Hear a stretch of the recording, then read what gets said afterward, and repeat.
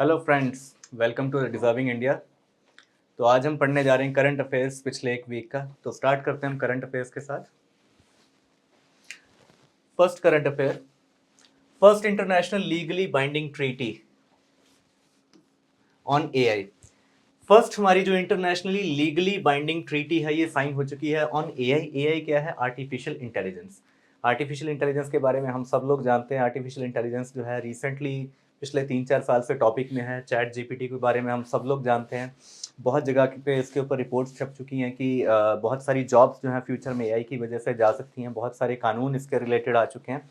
अब first time हमने देखा कि एक इंटरनेशनल ट्रीटी भी साइन हो गई है जो एआई की यूटिलाइजेशन से रिलेटेड है। कहाँ साइन हुई है ये ट्रीटी और किन कंट्रीज ने साइन किया इसको? USA, UK, European Union, Israel, Georgia, Norway, Iceland, Andorra, Moldova, San Marino signed Europe's international AI treaty in Lithuania. तो ये क्वेश्चंस के लिए इंपॉर्टेंट है कि कहाँ पे साइन हुई है। तो साइन हुई है लिथुआनिया के अंदर। और किन कंट्रीज ने साइन किया? यूरोपियन यूनियन के अलावा कुछ कंट्रीज ने इसको साइन किया है। और council of Europe treaty is open for even non European members. Non European members के लिए भी इसको ओपन रखा गया है। फ्यूचर में और भी मेंबर्स इसके अंदर ऐड किए जा सकते हैं। And it governs use of AI systems for public and private sectors. Public और प्राइवेट सेक्टर में एआई को कैसे यूज करना है, क्या एक दूसरे के अगेंस्ट यूज करना है, क्या जॉब्स को खत्म करने के लिए यूज करना है, या फिर अपनी टेक्नोलॉजी को इम्प्रूव करने के लिए, अपने रिलेशंस को, कॉपरेशन को इम्प्रूव करने के लिए यूज करना है, उस चीज से रिलेटेड ये ट्रीटी है। और इंपॉर्टेंट है, याद रहे, ये लीगली बाइंडिंग ट्रीटी है with different models of complying with its principles and obligations when regulating private sector। और प्राइवेट सेक्टर को रेगुलेट करने के लिए ये ट्रीटी है। हमने देखा है कि प्राइवेट सेक्टर को रेगुलेट करने के लिए और भी बहुत सारे इंटरनेशनली कानून आए हैं। रिसेंटली हमने देखा है कि अंडर 16 बच्चों के लिए मेटा प्लेटफॉर्म्स और सोशल मीडिया वेबसाइट्स को भी बैन किया गया है। इसी तरह से बहुत जगह पे इंटरनेशनली कुछ ट्रीटीज या इंटरनेशनली कुछ कानून लाए जा रहे हैं जो कि सोशल मीडिया प्लेटफॉर्म्स या टेक्नोलॉजी के यूज से रिलेटेड है। ऐसे ही ये एआई से रिलेटेड अगर कोई पहली बार कोई ट्रीटी साइन हुई है तो वो ये ट्रीटी है। और ये रेगुलेट करेगी प्राइवेट सेक्टर को कि वो एआई को किस तरह से यूज कर सकते हैं। चलते हैं हमारे नेक्स्ट टॉपिक के ऊपर। Russia hits Ukraine with new hypersonic missile. तो हम जानते हैं पिछले 2 साल से रशिया और Ukraine for a very long time ये वॉर पे चल रहे हैं। 2 साल हो चुके हैं इस चीज़ को लगभग। और ये इंटरनेशनली न्यूज़ में बहुत ही डिस्कस टॉपिक है जियोपॉलिटिक्स का। और रशिया ने यूक्रेन के ऊपर बहुत सारे ऐसे वेपन्स यूज़ किए हैं जो पहली बार दुनिया में यूज़ होते हुए नजर आए हैं। और बहुत सारे वेपन्स हैं जो यूक्रेन ने फर्स्ट टाइम यूज़ किए हैं। यूक्रेन द्वारा जितने भी वेपन्स यूज़ किए गए हैं वो जनरली सारे अमेरिकन बॉट वेपन्स हैं। तो रशिया ने इस बार जो नया वेपन फायर किया है वो है एक हाइपरसोनिक मिसाइल। तो एक हाइपरसोनिक मिसाइल रशिया ने इस टाइम पे फायर की है। कौन सी मिसाइल है जो रशिया ने फायर की और क्यों ये करंट अफेयर्स का टॉपिक है, ये देखते हैं इसको। ये किस रेंज की कैटेगरी की मिसाइल है? ये एक बैलिस्टिक मिसाइल है। बैलिस्टिक मिसाइल्स वो मिसाइल्स होती हैं जो पहले अर्थ के एटमॉस्फेयर से बाहर जाती हैं और अपने टारगेट के ऊपर हिट करने से पहले वापस उसके ऊपर से एटमॉस्फेयर में री एंट्री लेती हैं और उस टारगेट के ऊपर डायरेक्टली अटैक करती हैं। जिस टाइम पे मैक्सिमम जो हमारी बैलिस्टिक मिसाइल्स हैं वो एंटर करती हैं एटमॉस्फेयर के अंदर, तो उस टाइम पे उनकी स्पीड्स लगभग हाइपरसोनिक स्पीड के आसपास देखने में नजर आती हैं। तो इस बार रशिया ने यूज़ किया intermediate range of ballistic missile. Intermediate range जो है ये रेंज होती है 3500 से लेके 5000 किलोमीटर्स के बीच में। इस कैटेगरी की जो मिसाइल्स हैं उनको इंटरमीडिएट कहा जाता है। 3500 से 5000 किलोमीटर्स के बीच में उस कैटेगरी की मिसाइल जो है रशिया ने यूज़ की है। स्पीड है इसकी माक 10। माक जो है ये स्पीड ऑफ साउंड से रिलेटेड है। स्पीड ऑफ साउंड को हम माक 1 कहते हैं, यानी कि ये स्पीड ऑफ साउंड से 10 गुना इसकी स्पीड है। इसलिए ये हाइपरसोनिक कैटेगरी की मिसाइल है। एंड रशिया का ये कहना है कि it can not be intercepted, क्योंकि जितने भी इंटरसेप्शन सिस्टम्स हैं दुनिया के, एंटी मिसाइल सिस्टम्स हैं, वो इस स्पीड की मिसाइल्स के लिए नहीं बने हैं। तो रशिया का ये कहना है कि इस बार हमने जो मिसाइल यूज़ की है दुनिया को एक वार्निंग दिया, हमने नई मिसाइल यूज़ की है।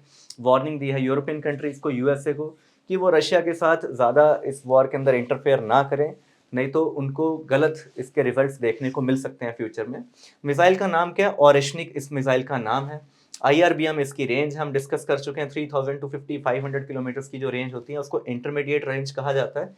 और इस रेंज के भी ऊपर भी अगर कोई मिसाइल हमें मिले तो उस मिसाइल को कहा जाता है इंटरकॉन्टिनेंटल बैलिस्टिक मिसाइल। और आपको पता होना चाहिए कि भारत के पास इंटरकॉन्टिनेंटल बैलिस्टिक मिसाइल में अग्नि 5 का नाम आता है और IRBM के अंदर हमारे पास अग्नि 3 का नाम आता है। Report suggest that missiles missile is shorter version of MIRV equipped hypersonic RS-24 Yars missile. RS-24 Yars missile एक ऐसी मिसाइल है जो रशिया ने पहले भी यूज की है वॉर के अंदर, और रिपोर्ट्स जो हैं, जो यूरोपियन कंट्रीज ने इस मिसाइल को ट्रैक किया है, इसकी ट्रेजेक्ट्री को ट्रैक किया, उनका कहना यह है कि इसका एक छोटा वर्जन है। जो RS-24 यार्स मिसाइल है, ये इंटरकॉन्टिनेंटल बैलिस्टिक मिसाइल है, तो ये उसका एक छोटा वर्जन है जो रशिया ने इस बार लॉन्च किया है। एंड MIRV क्या होता है? Multiple independently targetable re entry vehicles.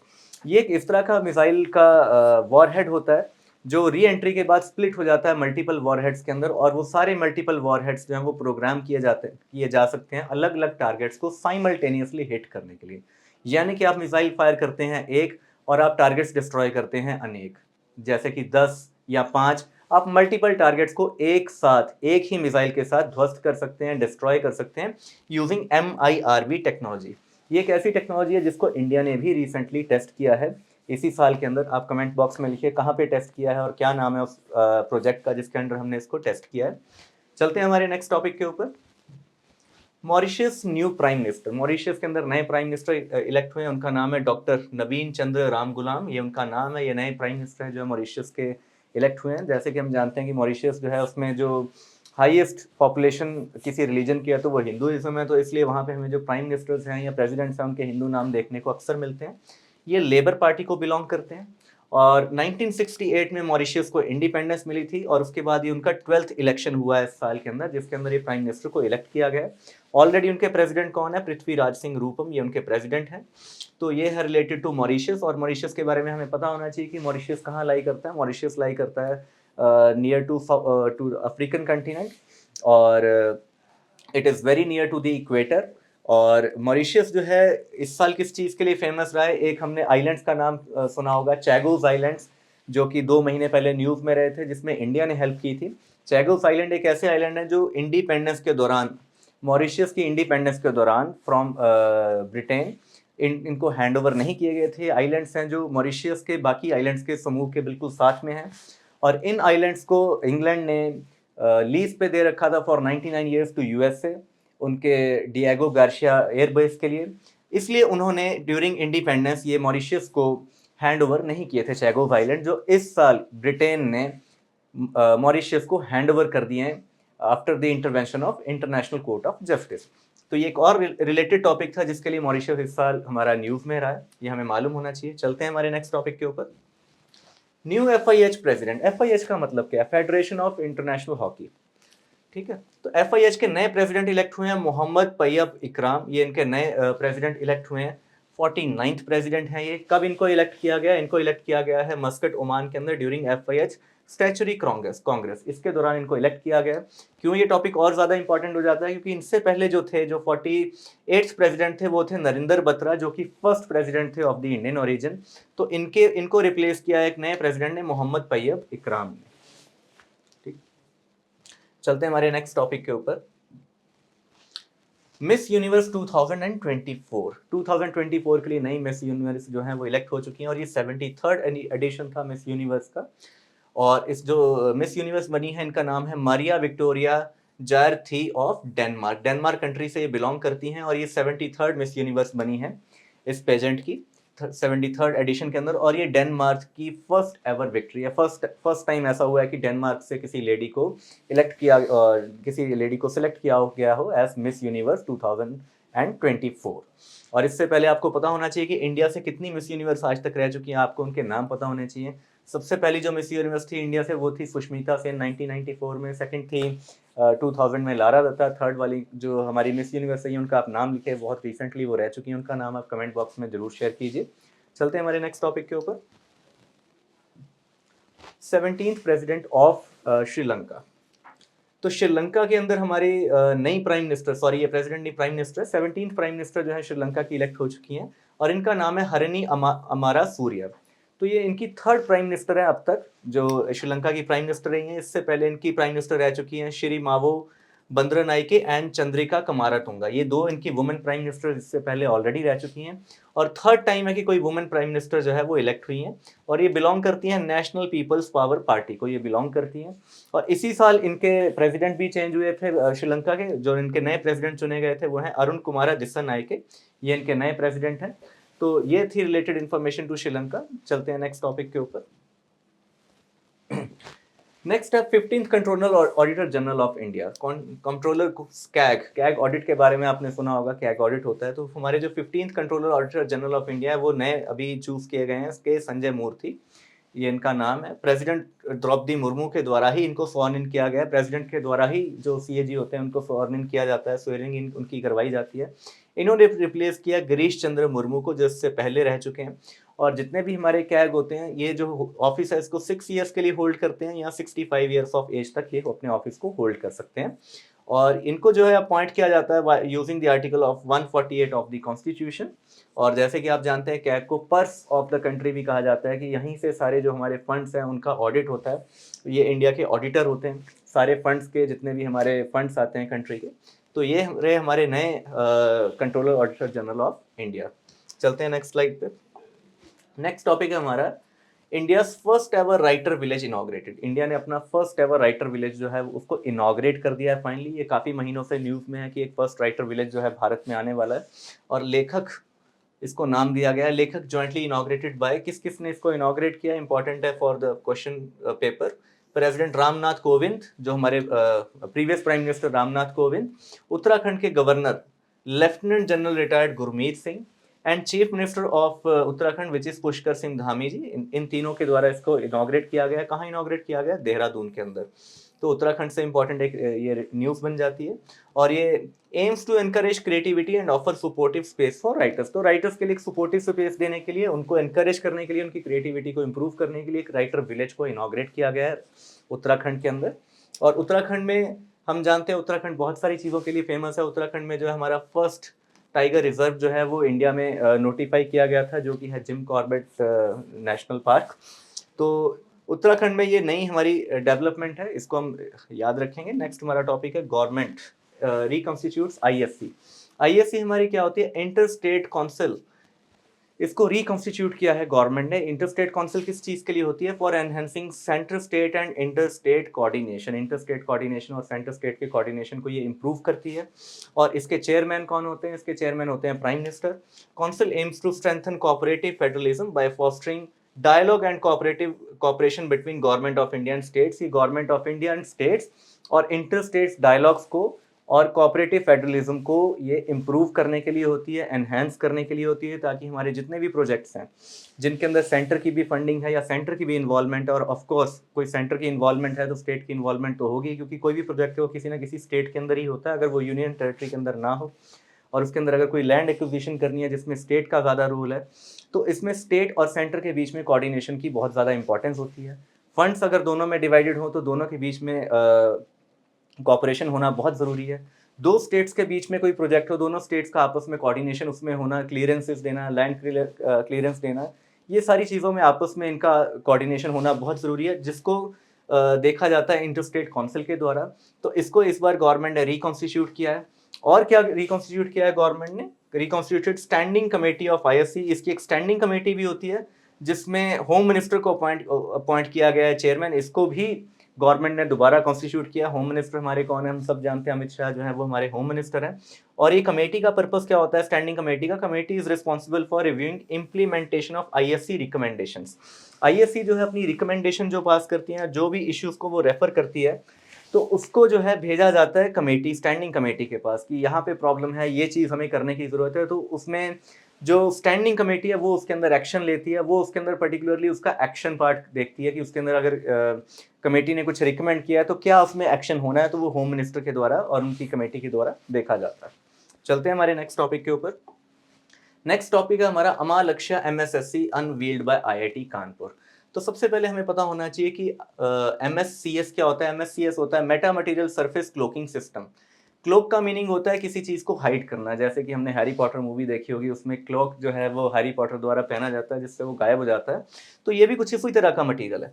तो इसको जब हम जिसको इस मटेरियल को जिस भी सरफेस के ऊपर लगाया जाएगा वो लगभग लगभग वो सरफेस गायब की तरह हो जाएगी, और वो इनविजिबल हो जाएगी। किससे इनविजिबल हो जाएगी? रडार से।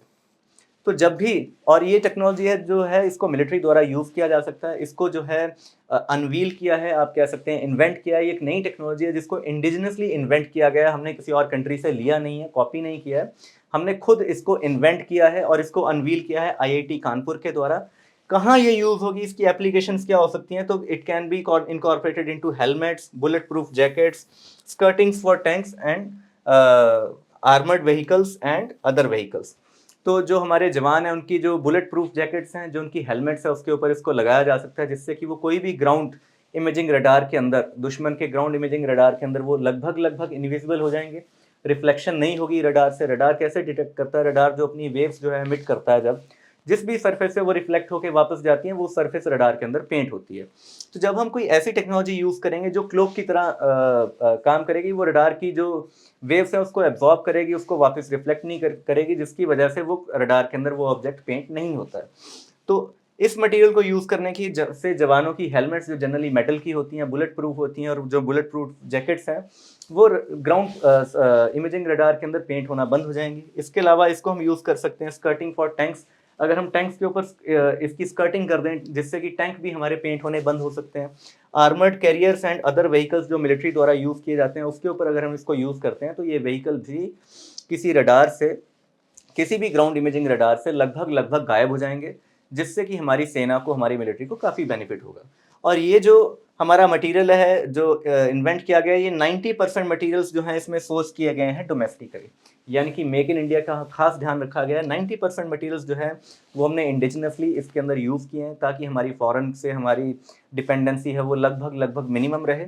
और इसको इंडिजिनस स्टेल्थ टेक्नोलॉजी के नाम से कहा बुलाया जा सकता है। और ये किसका ब्रेन चाइल्ड है, किसने इसको इन्वेंट किया? तो 3 प्रोफेसर हैं आईआईटी कानपुर से। पहले प्रोफेसर है अनंत रामकृष्ण, जो कि बिलोंग करते हैं डिपार्टमेंट ऑफ फिजिक्स से। दूसरे हैं प्रोफेसर कुमार वैभव श्रीवास्तव, जो बिलोंग करते हैं department of electrical engineering. And third है प्रोफेसर जे राजकुमार, जो कि बिलोंग करते हैं डिपार्टमेंट ऑफ मैकेनिकल इंजीनियरिंग। तो इन तीनों का ये ब्रेन चाइल्ड है, इन तीनों ने मिलकर इस टेक्नोलॉजी को तैयार किया। चलते हैं नेक्स्ट टॉपिक पे। NTPC and ONGC form a joint venture company. तो एनटीपीसी और ओएनजीसी ने मिलकर एक जॉइंट वेंचर कंपनी बनाई है। क्या नाम है इस कंपनी का? इस कंपनी का नाम है ONGC NTPC green private limited, ONGPL। ये इस कंपनी का नाम है जो इन्होंने जॉइंट वेंचर कंपनी बनाई है। 50-50 का जॉइंट वेंचर है, यानी कि दोनों कंपनीज की भागीदारी इसके अंदर बिल्कुल बराबर है। और हमें पता होना चाहिए कि दोनों जो PSUs हैं, एनटीपीसी एंड ओएनजीसी, ये दोनों के दोनों जो है महारत्ना स्टेटस जो है इनको मिला हुआ है सिंस 2010, दोनों PSUs को। क्या इनकी फुल फॉर्म है? National thermal power corporation. And ONGC की फुल फॉर्म क्या है? Oil natural gas corporation. जितने भी हमारे थर्मल प्लांट्स है देश के अंदर, जहाँ पे कोल को यूज करके, थर्मल पावर को यूज करके इलेक्ट्रिसिटी बनाई जाती है, वो सारे एनटीपीसी के अंडर आते हैं। जितने भी हमारे ऑयल फील्ड्स हैं या गैस फील्ड्स हैं, जहाँ से हमारी नेचुरल गैस निकाली जाती है या फिर ऑयल को निकाला जाता है धरती के अंदर से, तो वो सब हमारा ओएनजीसी देखता है, उनके अंडर आता है। अभी रिसेंटली हमने देखा कि निकोबार आइलैंड्स के अंदर ओएनजीसी ने ड्रिलिंग स्टार्ट की है नए ऑयल फील्ड्स को आइडेंटिफाई करने के लिए कि उनके अंदर कितना ऑयल है अंडमान निकोबार के अंदर। और भी इन्होंने गंगा डेल्टा के अंदर वेस्ट बंगाल में भी इन्होंने ऑयल फील्ड्स को जो है डिस्कवर किया है, जिसमें कि हो सकता है फ्यूचर में हमें ड्रिलिंग देखने को मिले, जो ओएनजीसी के द्वारा करवाई जाएगी। तो इनकी जो 50-50% की जो जॉइंट वेंचर है, ये फोकस करेगी रीन्यूएबल एंड न्यू एनर्जी के ऊपर। हम देख सकते हैं कि दोनों एक थर्मल पावर यानी कि कोल पावर से रिलेटेड है, एक नेचुरल गैस यानी कि हमारा ऑयल से रिलेटेड है। तो ये दोनों जो है non renewable sources of energy से रिलेटेड कंपनीज है। अब इन्होंने एक नया वेंचर बनाया जो कि फोकस करेगा रिन्यूएबल एनर्जी पे, क्योंकि हम देख रहे हैं कि हम धीरे धीरे रिन्यूएबल एनर्जी के ऊपर ट्रांजिशन कर रहे हैं, जिसमें कि पेरिस एग्रीमेंट का बहुत बड़ा रोल है, जिसके के अंदर हमारी SDGs जो UN के द्वारा दी गई हैं या नीति आयोग के द्वारा दी गई हैं, उसका बहुत बड़ा रोल है कि हम रिन्यूएबल एनर्जी पे धीरे धीरे शिफ्ट कर रहे हैं। तो उसके लिए इन्होंने एक नई कंपनी जो है उसको, एक नए जॉइंट वेंचर कंपनी को अनवील किया है, इनॉग्रेट किया है। चलते हैं नेक्स्ट टॉपिक के ऊपर। नेक्स्ट टॉपिक है symposium on green transition in states. Symposium क्या चीज होती है? सिंपोजियम एक ऐसी गैदरिंग होती है जिसमें एक्सपर्ट्स को बुलाया जाता है, स्कॉलर्स को बुलाया जाता है, इंटेलेक्चुअल्स को बुलाया जाता है, स्पेशल लेक्चर्स होते हैं स्पीकर्स के। और उसको हम सिंपोजियम कहते हैं। ये किसने ये ग्रीन ट्रांजिशन इन स्टेट्स, कौन सी स्टेट्स, भारत की स्टेट्स को हम ग्रीन ट्रांजिशन जो हम करने वाले हैं इन द नियर फ्यूचर, हम as per the UN charter related to Paris agreement, as per the SDGs given to us by NITI Aayog as well as UNO, हम धीरे धीरे ग्रीन एनर्जीज के ऊपर ट्रांजिट कर रहे हैं अपनी हर, और उसके लिए हर स्टेट के अंदर हमें उसे करना है भारत की। तो उससे रिलेटेड एक सिंपोजियम जो है इसको ऑर्गेनाइज किया गया, किसने ऑर्गेनाइज किया इसको, ऑर्गेनाइज किया national institute for transforming India, यानी कि नीति आयोग द्वारा इसको इनॉग्रेट किया गया, सॉरी ऑर्गेनाइज किया गया। और कहाँ इसको ऑर्गेनाइज किया गया? विज्ञान भवन, जो कि है हमारा न्यू दिल्ली के अंदर। और किसके साथ इन्होंने कोलैबोरेट किया इस चीज़ के लिए? Institute for sustainability employment and growth foundation, ISEG foundation के साथ इन्होंने इसमें कोलैबोरेट किया है इस सिंपोजियम के लिए। और इसमें किस चीज़ से रिलेटेड है? Initiative supports India's large goal of achieving net zero greenhouse gas emissions by 2070।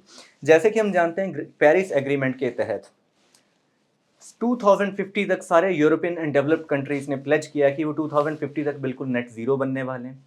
China ने प्लेज किया कि 2060 तक वो बिल्कुल नेट जीरो कार्बन बनने वाले हैं। और इंडिया ने वहाँ जाके प्लेज किया है कि 2070 तक हम नेट जीरो कार्बन के ऊपर, हम नेट जीरो कार्बन एमिशंस के ऊपर हम आने वाले हैं।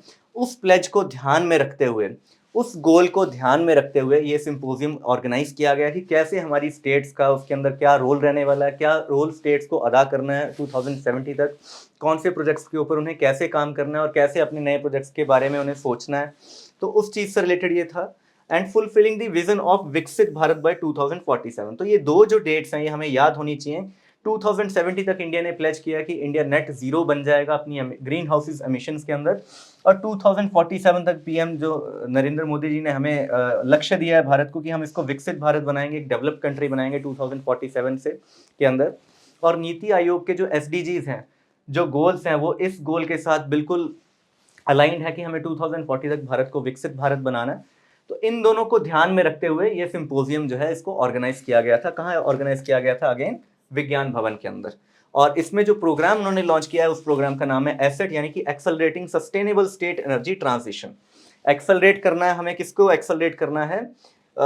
सस्टेनेबल स्टेट एनर्जी ट्रांजिशन को। जो हमारी स्टेट की एनर्जी सोर्सेज हैं उनको हमें नॉन रिन्यूएबल से सस्टेनेबल रिन्यूएबल रिसोर्सेज के ऊपर शिफ्ट करना है, ट्रांजिट करना है। उस चीज से रिलेटेड ये प्रोग्राम जो है इसको लॉन्च किया गया है।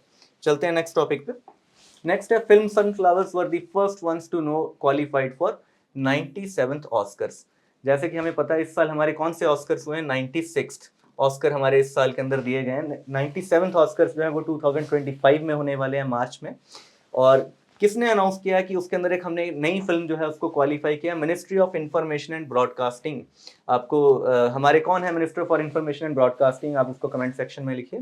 Announced Pune based film, Pune based जो इंस्टीट्यूट है film and television institute of India, FTII, film and television institute of India, उनकी ये स्टूडेंट फिल्म है जिसको नॉमिनेट किया गया। क्या नाम है मूवी का? Sunflowers were the first ones to know. और किस कैटेगरी की फिल्म है ये है short film category, live action short film category. जो भी फिल्म हमारी 80 मिनट्स से कम ड्यूरेशन की होती है उसे हम शॉर्ट फिल्म कैटेगरी में मानते हैं। 80 मिनट्स से ऊपर अगर वो फिल्म होती है तो उसे फीचर फिल्म के लिए काउंट किया जाता है। तो ये हमारी शॉर्ट फिल्म कैटेगरी में एक फिल्म को नॉमिनेट किया गया। किस लैंग्वेज में है ये फिल्म? कन्नड़ा। कन्नड़ा लैंग्वेज के अंदर ये फिल्म है। आपके पास एग्जाम में क्वेश्चन आ सकता है कि कौन सी कन्नड़ा फिल्म जो है वो नॉमिनेट हुई है ऑस्कर्स के लिए। तो ये है वो कन्नड़ा फिल्म, ये है वो कन्नड़ा शॉर्ट फिल्म जो नॉमिनेट हुई है 97th ऑस्कर्स के लिए। इसको प्रोड्यूस किया गया है FTII के द्वारा, जो कि इंस्टीट्यूट है। और इनके डायरेक्टर का नाम क्या है? चिदानंद S नायक। चिदानंद नायक जो है वो इसके डायरेक्टर है मूवी के। First Indian. अच्छा, इसके अलावा हम जानते हैं ऑस्कर्स के बारे में अगर हमें पता जानना हो तो ऑस्कर पहले इंडियन कौन थे जिन्होंने ऑस्कर्स को जीता था? तो वो थे हमारे भानु अथविया। ये थे हमारे फर्स्ट ऑस्कर विनर। 1983 में इनको ऑस्कर मिला था for costume designing. Costume designing के लिए इनको ऑस्कर दिया गया था। इस साल अगर और भी कोई मूवी जो नॉमिनेट हुई है ऑस्कर्स के लिए उसका नाम है लापता लेडीज। किरण राव जो कि आमिर खान जी की वाइफ है उनके द्वारा डायरेक्टेड मूवी है जो रिलीज हुई थी इस साल। ये feature film category, feature films category के लिए नॉमिनेट हुई है ऑस्कर्स। कौन से ऑस्कर्स के लिए? 97th ऑस्कर्स के लिए। चलते हैं नेक्स्ट टॉपिक पे। 27th energy technology summit. 27th हमारी एनर्जी टेक्नोलॉजी समिट जो है वो बेंगलोर में हुई है। यूनियन मिनिस्टर हरदीप सिंह पुरी, जो कि है minister for petroleum and natural gas, इन्होंने लॉन्च किया है 27th energy technology meet in Bengaluru. और किसने ऑर्गेनाइज किया है इसको? CHT, centre for high technology, and IOCL। IOCL क्या है? Indian oil corporation limited. इन दोनों ने मिलकर इसको ऑर्गेनाइज किया है। किस थीम के साथ ये करवाया गया था? Green energy horizons, advancing sustainable refining and petrochemicals. आजकल जितने भी हमारे टेक्नोलॉजी या एनर्जी से रिलेटेड जितने भी हमारे इवेंट्स ऑर्गेनाइज होते हैं या कोई भी समिट्स होते हैं, तो उसमें जनरली हमें जो थीम है वो देखने को मिलता है रिलेटेड टू या तो सस्टेनेबल एनर्जी या रिन्यूएबल एनर्जी या ग्रीन एनर्जी। तो वैसा ही कुछ इसका थीम है, green energy horizons. Green energy के हॉराइजन्स, हमारी हॉराइजन्स के ऊपर ग्रीन एनर्जी है, हमें कैसे उनकी तरफ एडवांस करना है, उस चीज़ से रिलेटेड इसका थीम था। चलते हैं नेक्स्ट टॉपिक पे। Best tourism villages for 2024। 2024 के लिए United Nations World Tourism Organisation के द्वारा डिक्लेयर किए गए हैं कुछ विलेजेस। कितने विलेजेस को डिक्लेयर किया गया है? इसके लिए 55 विलेजेस को डिक्लेयर किया गया है, जिनको चूज़ किया गया है। इसमें से कोई भी इंडियन विलेज नहीं है। मैक्सिमम जो विलेजेस हैं वो यूरोप या फिर साउथ अमेरिकन विलेजेस जो हैं इसके अंदर फीचर हुए हैं। इनको प्रमोट किया जाएगा टूरिज्म के लिए और इनको फीचर किया जाएगा। उसके अलावा 20 विलेजेस चूज किए गए हैं BTVUP के लिए। BUVP क्या होता है? Upgrade programme for the year 2024। तो ये वो विलेजेस होते हैं, villages upgrade programme, best tourism world village upgrade programme. तो इसके अंदर भी ये कुछ एक ऐसा प्रोग्राम है जो कि कुछ विलेजेस को चूज करता है, जिसके अंदर इकोनॉमिक डेवलपमेंट करने की ज़रूरत है, लोगों को फैसिलिटीज़ को एनहेंस करने की ज़रूरत है, कुछ इंफ्रास्ट्रक्चर पे काम करने की ज़रूरत है, ताकि उस विलेज को वर्ल्ड टूरिज्म के द्वारा नॉमिनेट किया जा सके। विलेजेस कैटेगरी के अंदर, टूरिज्म विलेजेस की कैटेगरी के अंदर उसको नॉमिनेट करने के लिए पहले उसके अंदर कुछ अपग्रेड्स करने ज़रूरी हैं, कुछ एनहेंसमेंट करनी ज़रूरी है। तो पहले किसी विलेज को इस कैटेगरी में डाला जाता है जब उसके अंदर पोटेंशियल देखा जाता है कि टूरिज्म को प्रमोट कर सकता है ये विलेज। लेकिन उसके ऊपर काम करने के लिए क्योंकि हमें टाइम चाहिए, तो उसको पहले नॉमिनेट किया जाता है BTVUP के अंदर, जिसके अंदर अगर वो ठीक से काम करता है तो उसको वापस नॉमिनेट किया जाता है टूरिज्म के लिए लेटर ऑन। तो उसके लिए हमारा एक विलेज जो है वो भारत से भी चूज किया गया है। टोटल 20 विलेजेस इस प्रोग्राम के अंदर चूज किए गए हैं। याद रहे 55 विलेजेस जो हैं वो वर्ल्ड टूरिज्म ऑर्गेनाइजेशन ने चूज किए हैं फॉर टूरिज्म, और 20 विलेजेस जो है उनको चूज किया है BTVUP प्रोग्राम के अंडर, अपग्रेड प्रोग्राम के अंदर। उसमें से इन 20 विलेजेस में एक विलेज जो है वो इंडियन है, जो कि छत्तीसगढ़ का विलेज है दुधमरस। दुधमरस उस विलेज का नाम है जिसको चूज किया गया। बस्तर डिस्ट्रिक्ट के ये बिलोंग करता है छत्तीसगढ़ से।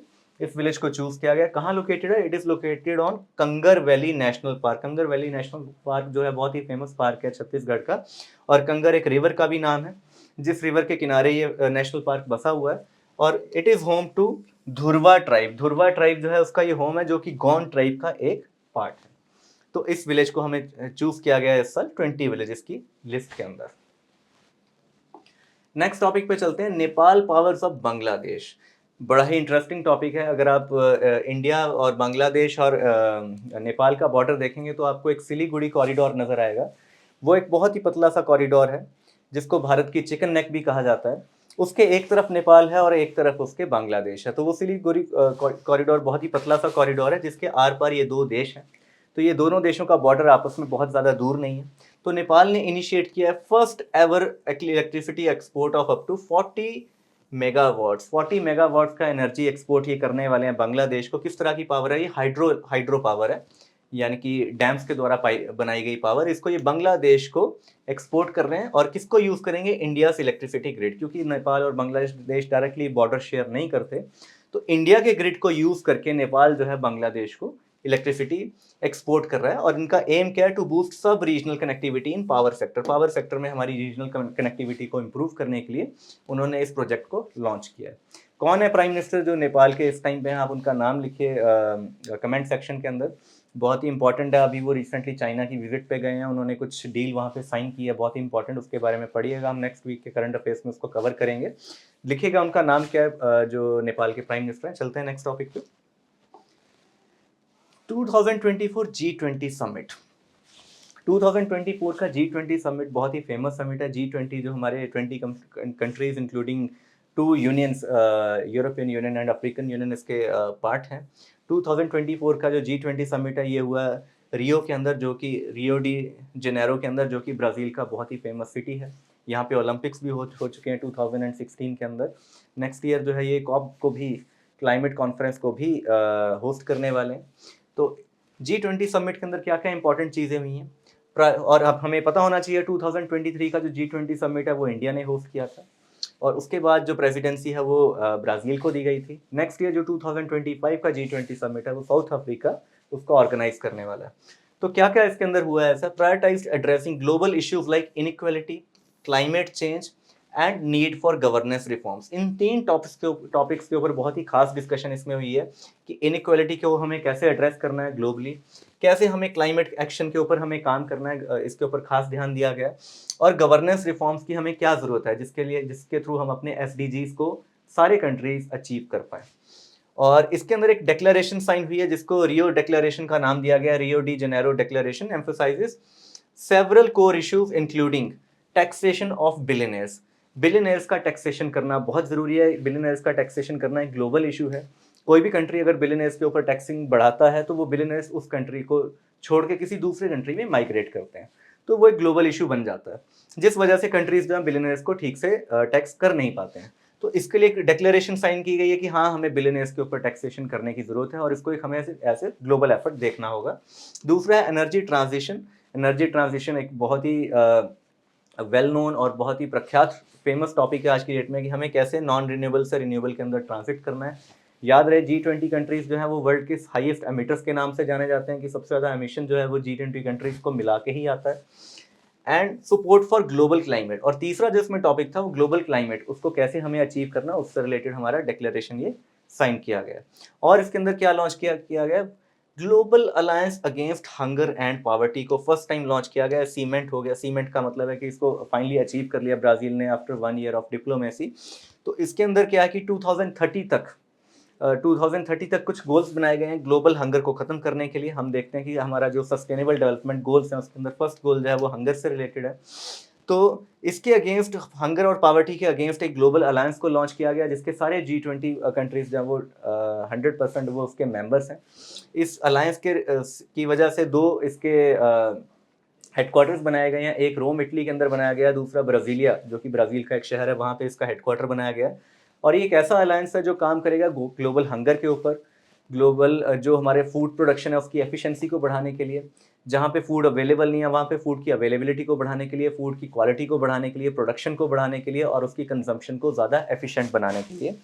और ये अलायंस जो है 2030 तक जो इसका 50% खर्चा है, जो इसका 50% एक्सपेंसिव है, उसको ब्राज़ील खुद इसको हैंडल करेगा। 50% जो वो बाकी कंट्रीज़ को कंट्रीब्यूट करना है। तो ये इस ग्लोबल अलायंस के अंडर साइन किया गया है।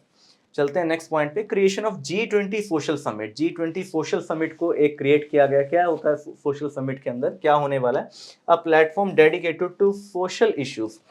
सिर्फ एक ऐसा प्लेटफॉर्म जो ओनली सोशल इश्यूज से रिलेटेड होगा, जैसे कि रेशियल इनइक्वालिटी से रिलेटेड होगा, डिस्क्रिमिनेशन से रिलेटेड होगा, ऐसे इश्यूज को ये एड्रेस करने वाला है, वुमेन एम्पावरमेंट को एड्रेस करने वाला है। Aimed at fostering cooperation among member Nations. जितने भी मेंबर नेशंस हैं उनके लिए एक सोशल समिट रहेगा जहाँ पे वो अपने सोशल इश्यूज को पर्टिकुलरली डिस्कस करेंगे, और उसके उसका क्या सोल्यूशन वो मिलकर निकाल सकते हैं, किन चीज़ों पे उन्हें काम करना है, उन सारी नॉलेज को और इन्फॉर्मेशन को और रिसोर्सेज को उसमें शेयर किया जाएगा। और लास्ट इसमें पॉइंट है very important, inclusion of SDG 18। SDG 18 को ऐड करवाने के लिए इसमें बात हुई है कि हमें एक 18th SDG की ज़रूरत है। जैसे कि हमें पता है यूनाइटेड नेशंस की जो SDGs हैं, सस्टेनेबल डेवलपमेंट गोल्स, टोटल उसकी काउंट 17 है। 18th SDG को ऐड करने के लिए इसके अंदर डिक्लेरेशन साइन की गई है। कौन सी होने वाली है 18th SDG, a newly introduce sustainable development goal. क्या नाम है इसका, focusing on ethnic racial equality. तो एथनिक रेशियल इक्वालिटी को एड्रेस करने के लिए एक नई SDG को ऐड करने के लिए इसमें बात की गई है। तो ये था हमारा G20 समिट, उसके मेजर हाइलाइट्स की इसके अंदर हमें क्या क्या देखने को मिला, कौन इसका प्रेसिडेंट था, कहाँ नेक्स्ट ईयर ये होने वाला है, क्या इसमें मेन इश्यू है जिसके ऊपर फोकस किया गया है, और कौन कौन से इसके अंदर अलायंस या ट्रीटीज साइन हुई हैं, उसके बारे में हमने इसके अंदर बात की। चलते हैं हमारे नेक्स्ट टॉपिक के ऊपर, co development of stealth unicorn mast by India and Japan. India और जापान जो है वो मिलके एक नया मास्ट बनाने वाले हैं। मास्ट क्या चीज़ होती है, जो हमारे नेवी के शिप्स होते हैं अगर उसको हम ध्यान से देखें तो उसके ऊपर एक खंबे जैसी चीज़ होती है, एक टावर जैसी चीज़ होती है जो शिप के बीचों बीच हमें नज़र आती है, उसको कहा जाता है मास्ट। ठीक है, तो मास्ट जो है वो बहुत इंपॉर्टेंट रोल प्ले करता है नेवल शिप्स के अंदर, क्योंकि मास्ट पहली चीज़ होती है जो दुश्मन के रडार के द्वारा डिटेक्ट होता है। और दूसरा, मास्ट के अंदर क्या होता है, जितने भी शिप से रिलेटेड रडार्स होते हैं या एंटीनास होते हैं वो मास्ट के ऊपर ही लगे हुए होते हैं। तो आपका दुश्मन, आपको आपके नज़र रखने वाले लोग उस मास्ट को देख के पहचान सकते हैं कि इस शिप के पास कौन कौन सी टेक्नोलॉजी है, कौन कौन से रडार्स इनके पास है, या ये वाला शिप जो है ये कौन कौन सी टेक्नोलॉजी के साथ लैस है, कौन कौन से इक्विपमेंट इसके ऊपर फिट किए गए होंगे, या कौन कौन सी मिसाइल्स इसके ऊपर लगी हुई होंगी। क्योंकि मास्ट के एंटीनास को देख के लोग पहचानते हैं, जो आपके दुश्मन देश हैं वो आपके रडार्स को पहचानते हैं, इसलिए वो मास्ट के ऊपर लगे हुए एंटीनास को देख के ये पहचान सकते हैं कि अच्छा यहाँ पे ये वाला वेपन हो सकता है, इस शिप की कैपेबिलिटीज़ क्या है वो उसको पहचान सकते हैं और उसको वो अपने डाटा में रख सकते हैं। तो उस चीज़ को स्टेल्थ करने के लिए, कि जिससे पता ना चले कि उस शिप के अंदर क्या क्या फिटेड है, उसके रडार्स और एंटीनास को स्टेल्थ कर दिया जाता है, यानी कि एक ऐसा मास्ट बनाया जाता है जिस मास्ट के बाहर कोई एंटीना नजर नहीं आएगा, जो भी एंटीना होगा वो उस मास्ट के अंदर होगा। तो मास्ट जो है कुछ टावर शेप में हमें नजर आते हैं, जनरली इस तरह की शेप में होते हैं ये। तो जो भी एंटीनास होंगे रिलेटेड टू वेपन्स या जो भी रडार्स होंगे उनको इसके अंदर फिट किया जाएगा, ताकि उसको पहचान ना सके कि इसके अंदर कौन से वेपन्स फिटेड हैं। तो ऐसे ही एक स्टेल्थी यूनिकॉर्न मास्ट को जो है डेवलप किया जाएगा इंडिया और जापान के द्वारा। उसके लिए एमओयू साइन किया गया और इसका नाम है यूनिकॉर्न, क्योंकि ये यूनिकॉर्न जैसे कि हम जानते हैं कि ऐसा घोड़ा होता है जिसका एक सींग होता है, तो यूनिकॉर्न की तरह ये नजर आएगा, एक सींग की तरह ये नजर आएगा। और यूनिकॉर्न की फुल फॉर्म क्या है, यूनिफाइड कॉम्प्लेक्स रेडियो एंटीना। एक इस तरह का मास्ट जिसका जो यूनिफाइड होगा और कॉम्प्लेक्स रेडियो सिस्टम्स को उसमें शायद यूनिफाई किया जाएगा, इस तरह का ये सिस्टम होने वाला है। और इसको इंडियन नेवी के लिए डेवलप किया जाएगा। और एमओयू जो है वो इंडिया और जापान के बीच में साइन हुआ है। किस ट्रीटी के अंडर साइन हुआ है? India Japan defence technology cooperation, India Japan.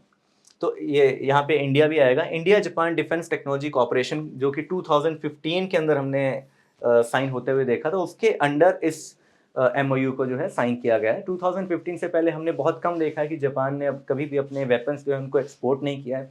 Japan ने रिसेंटली ही पिछले कुछ सालों में चाइना का एग्रेशन देख के साउथ चाइना सी में और बाकी नेबरिंग कंट्रीज के साथ उसका एटीट्यूड देख के अपना पॉलिसी चेंज की थी, जिसके तहत अब वो दूसरे देशों को अपने मिलिट्री इक्विपमेंट एक्सपोर्ट कर सकते हैं, जो उन्होंने 1945 के बाद बंद कर दिए थे। तो उसी के तहत इंडिया के साथ भी एक ट्रीटी साइन की गई थी, India Japan defence technology cooperation, जिसके अंदर वो मिलके कोई डिफेंस टेक्नोलॉजी को बना भी सकते हैं या किसी मिलिट्री इक्विपमेंट को ट्रांसफर भी कर सकते हैं। उसी के अंडर ही एमओयू को साइन किया गया।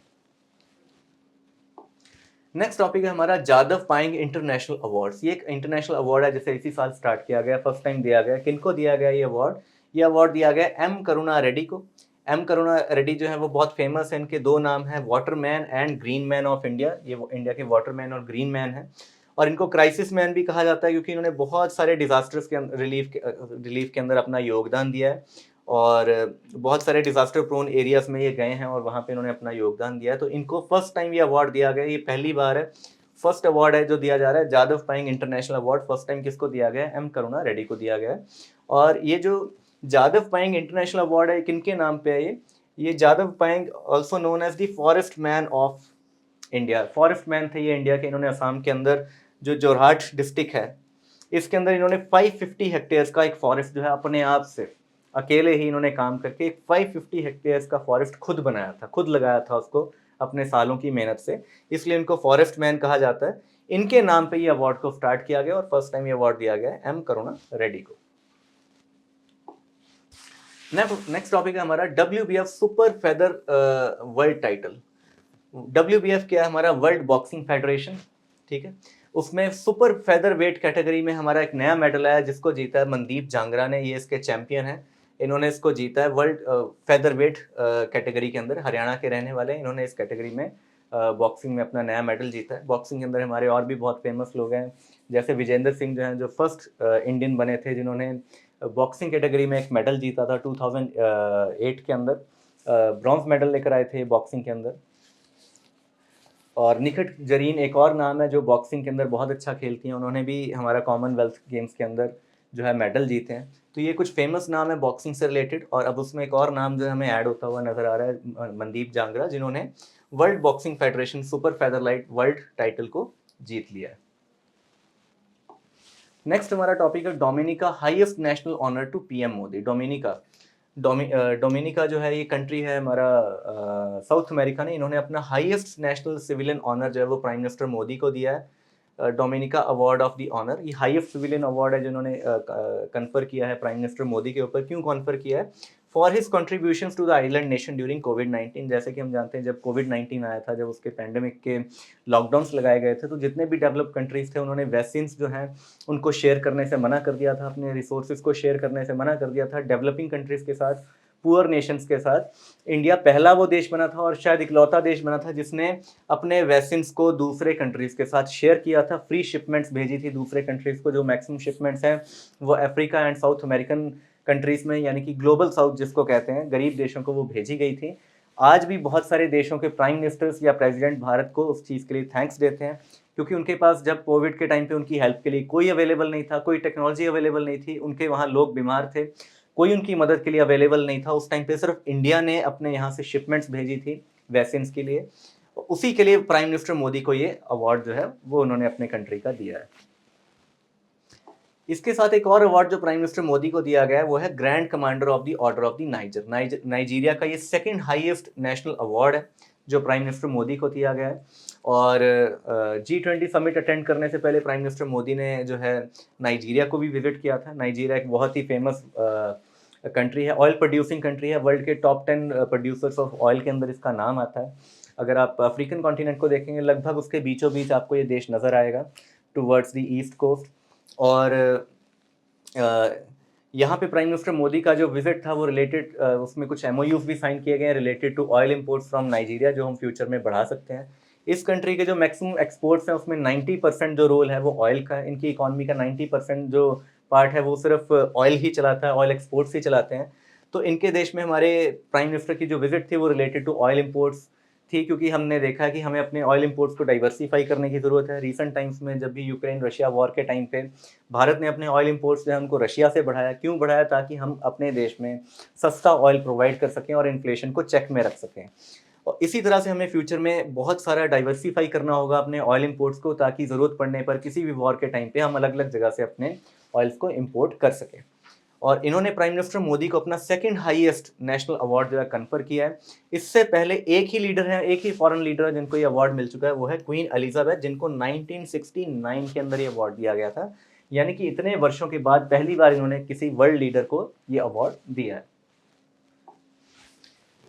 नेक्स्ट हमारा टॉपिक है Indira Gandhi peace prize 2023। Indira Gandhi peace prize जो है इसको Indira Gandhi foundation memorial trust के द्वारा दिया जाता है।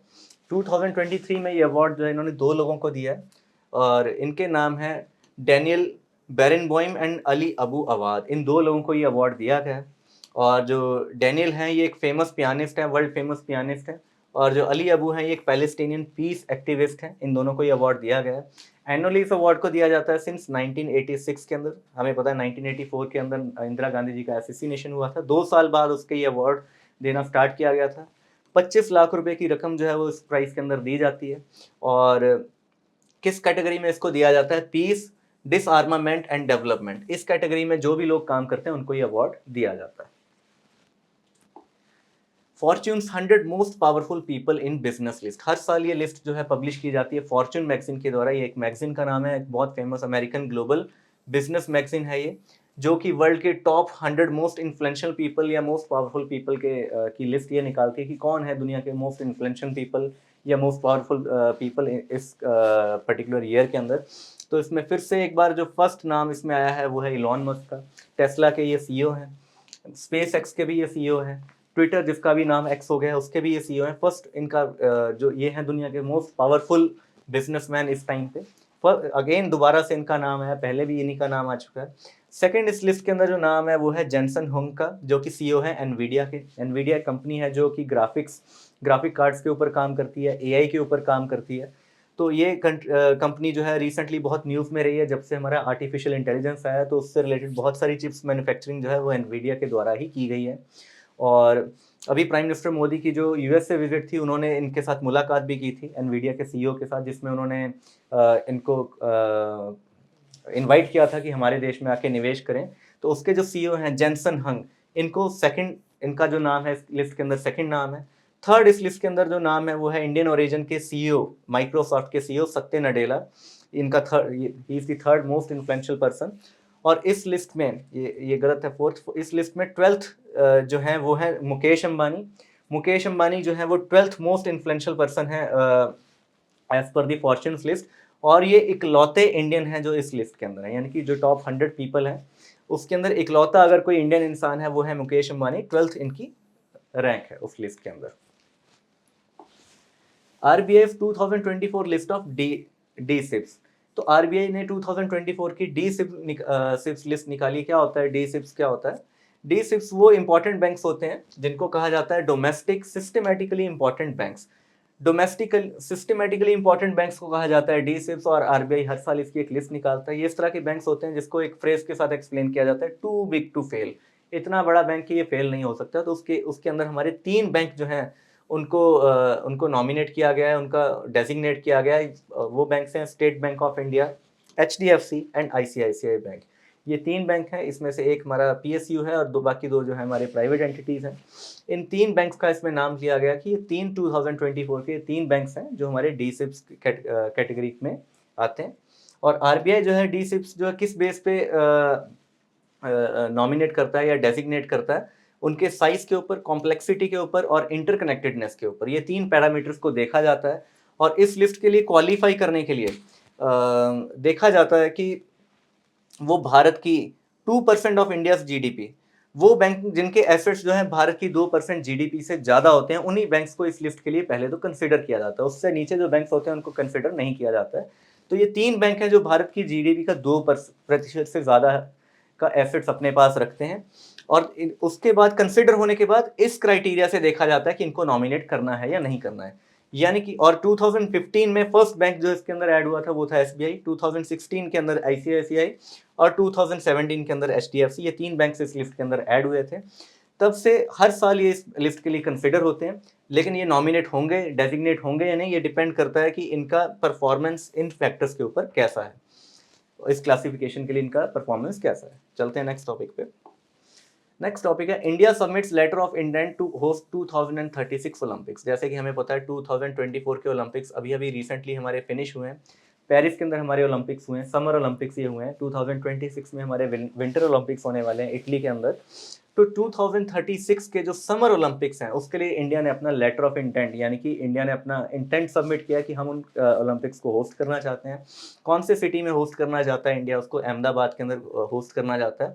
इस लेटर के बाद जो आईओसी जो है, इंटरनेशनल ओलंपिक काउंसिल जो है, वो डिसाइड करेगी कि किस कंट्री को होस्ट करने का जिम्मा जो दिया जाएगा। कौन कौन से और कंट्रीज हैं जिसने इसके लिए लेटर ऑफ इंटेंट सबमिट किया? उसमें आते हैं हमारा मैक्सिको, तुर्की, India, Indonesia, Poland, Egypt and South Korea. ये वो कंट्रीज हैं जिन्होंने इंडिया के अलावा लेटर ऑफ इंटेंट सबमिट किया 2036 के ओलंपिक्स को होस्ट करने के लिए। नेक्स्ट है Tata steel chess tournament 2024। Last month में हमारा ये कंप्लीट हुआ है। मैग्नस कार्लसन जो है इन्होंने इसको जीता है। मैग्नस कार्लसन जो है मैक्सिमम टाइम तक ये वर्ल्ड चैंपियन रह चुके हैं चेस के अंदर, और नॉर्वे के ये रहने वाले हैं। और इन्होंने ही विश्वनाथ आनंद को रिप्लेस किया था एज वर्ल्ड चैंपियन 2013 के अंदर। और इन्होंने 2 कैटेगरी के अंदर टाटा स्टील टूर्नामेंट को जीता है, रैपिड एंड ब्लिट्स। ब्लिट्स में इन्होंने जिनको हराया उनका नाम है विदित गुजराती, ये इंडियन है। रिसेंटली जो हमने चेस ओलंपियाड देखा उसमें इंडियन टीम के ये पार्ट थे, इन्होंने भी इंडिया को रिप्रेजेंट किया था उसमें। इनको इस कैटेगरी के अंदर हराने के बाद ये चैंपियन बने हैं टाटा स्टील चेस टूर्नामेंट के। और आप कमेंट सेक्शन में जरूर लिखिए कौन सा वर्ल्ड चेस टूर्नामेंट इस टाइम पे प्रेजेंटली चल रहा है और कौन से इंडियन है जिन्होंने उसके अंदर पार्टिसिपेट किया है। नेक्स्ट वीक के करंट अफेयर्स में हम कवर करेंगे जब तक कि उसका रिजल्ट्स आएंगे। चलते हैं नेक्स्ट टॉपिक पे। वन नेशन वन सब्सक्रिप्शन, ये एक बहुत ही इंपॉर्टेंट टॉपिक है जो इस वीक हमारा न्यूज़ के अंदर है। अश्विनी वैष्णव जी का इसके ऊपर एक बयान है। For youth and students one of the biggest decisions that has been taken today. एक सबसे बड़ा डिसीजन है जो यूथ और स्टूडेंट्स के लिए लिया गया है। किसने लिया है? भारत के जो कैबिनेट है उसने ये डिसीजन लिया है, इसको क्लियर कर दिया है वन नेशन वन सब्सक्रिप्शन को। क्या है one nation one subscription? All universities will make their resources common. जितने भी यूनिवर्सिटीज़ हैं वो अपने डिजिटल रिसोर्सेज को कॉमन करेंगे। And all world famous journals will be bought, जितने भी वर्ल्ड फेमस जर्नल्स हैं, पब्लिकेशंस हैं, उनको खरीदा जाएगा, उनके सब्सक्रिप्शन लिए जाएंगे, and then made available to all government educational institutes as well as laboratories. जितने भी गवर्नमेंट इंस्टीट्यूट्स हैं और लेबॉर्ट्रीज हैं, उनको इसकी सब्सक्रिप्शन फ्री में आगे दी जाएगी। यानी कि एक यूनिफॉर्म प्लेटफॉर्म, एक कॉमन प्लेटफॉर्म बनाया जाएगा सारी यूनिवर्सिटीज़ और लैब्स के लिए जो कि गवर्नमेंट को बिलोंग करते हैं। उसके ऊपर जितने भी गवर्नमेंट इसके ऊपर खर्चा करेगी, जितने भी जर्नल्स पब्लिकेशन इंटरनेशनली फेमस है, उनका सब्सक्रिप्शन लिया जाएगा, ताकि इन गवर्नमेंट इंस्टीट्यूट्स में पढ़ने वाले students as well as faculty, उनके लिए फ्री में ये सारे जर्नल्स और सारे पब्लिकेशंस अवेलेबल हो। और इसके लिए इसको क्लियर किया यूनियन कैबिनेट में, chaired by prime minister Modi, और इसके ऊपर जो खर्चा है वो लगभग 6000 करोड़ का है। It's a new central scheme for providing country wide access to scholarly articles, journals and publications. जितने भी हमारे scholarly articles, journals and publications है, उसकी एक सेंट्रल एक्सेस देने के लिए गवर्नमेंट इंस्टीट्यूट्स को और गवर्नमेंट लेबॉर्ट्रीज को ये स्कीम को लॉन्च किया गया। तो ये था हमारा आज का लास्ट टॉपिक। मिलते हैं आपसे next week for current affairs. अगर आपको ये वीडियो पसंद आई है, उसको लाइक कीजिए, शेयर कीजिए, सब्सक्राइब कीजिए। Thank you so much.